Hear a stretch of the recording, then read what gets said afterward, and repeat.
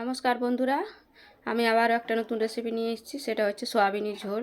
সয়াবিনের ঝোল কীভাবে বানানো হয় সেটাই আপনাদের সঙ্গে শেয়ার করব। তো চলুন পুরো ভিডিওটা দেখতে থাকুন। সয়াবিনের তরকারি বানানোর জন্য নিয়েছি এখানে সয়াবিন, আলু, টমেটো, পেঁয়াজ, আদা বাটা, রসুন বাটা। এখানে একটা কড়াই গরম হয়ে দিচ্ছে।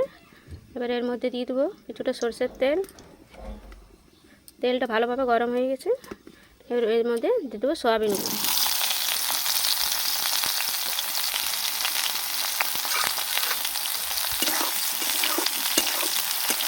সয়াবিনগুলো হালকা করে ভেজে নেব। সয়াবিনগুলো হালকা করে ভাজা হয়ে গেছে লালচে লালচে করে। এবার এগুলোকে নামিয়ে নেব।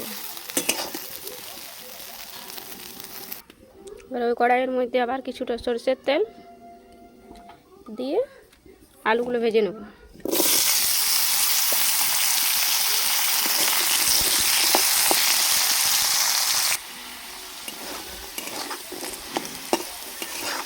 আলুগুলো কিন্তু লাল লাল করে ভাজা হয়ে গেছে। এবার আলুগুলোকে নামিয়ে নেব।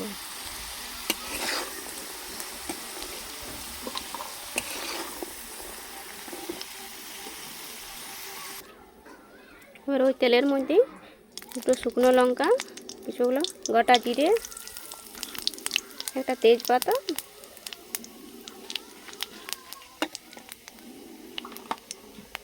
আর ওর মধ্যে কিছুটা পেঁয়াজ কুচি,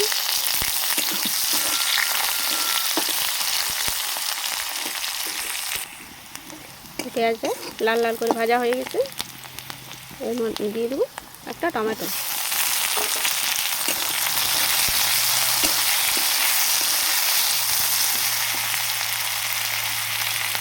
আর এর মধ্যে দেবো 1 চামচ আদা বাটা, 1 চামচ রসুন বাটা।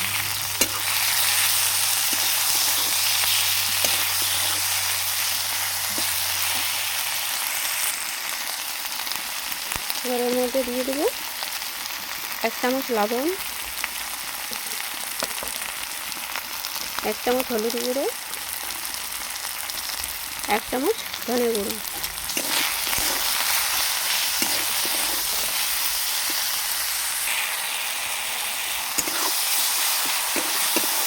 দেখুন মশলাটা ভালোভাবে কষানো হয়ে গেছে, তেল ছেড়ে দিয়েছে। এবার দিয়ে দেবো এর মধ্যে ভেজে রাখা আলু আর সয়াবিন। এটা ভালোভাবে মিশিয়ে নেব।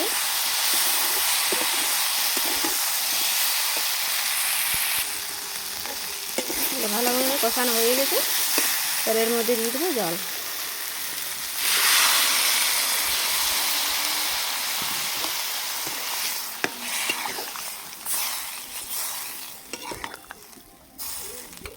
জলটা দিয়ে আমি এটা ঢাকা দিয়ে 10 মিনিট সিদ্ধ করে নেব। এই দেখুন সয়াবিনের ঝোল কিন্তু রেডি। কি সুন্দর কালার এসেছে একটা সয়াবিনের ঝোলের। এই দেখুন, এটা কিন্তু ভাত রুটি দুটোর সাথেই খাওয়া যাবে। এভাবে বাড়িতে বানিয়ে খাবেন।